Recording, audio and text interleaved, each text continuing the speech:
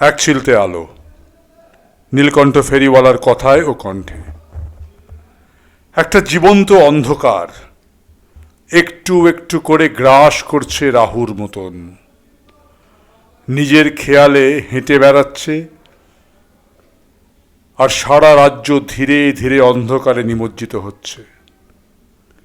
লুঠতরাজ, খুন, ধর্ষণ এখন অবাধ।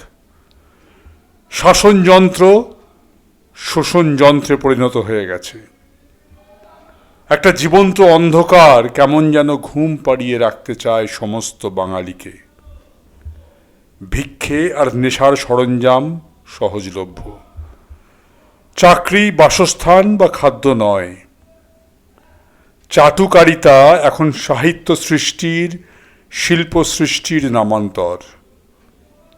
মানুষের সামনে এক উদ্ধত অন্ধকারের কালো আঙুল। সেটা উঠতে বললে উঠতে হবে, বসতে বললে বসতে। যারা উল্টোটা করবে তারা সন্ত্রাসী, যারা বিদ্রোহ করবে তারা শাসকের শোষণ যন্ত্রের দ্বারা নিগৃহীত হবে, নিষ্পেষিত হবে।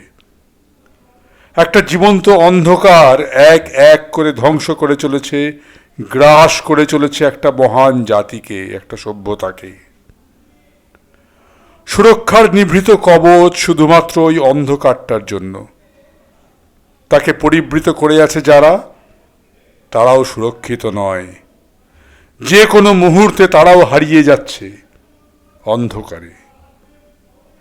পাথরগুলো ঠোকাঠুকি করছে নিজেদের মধ্যে।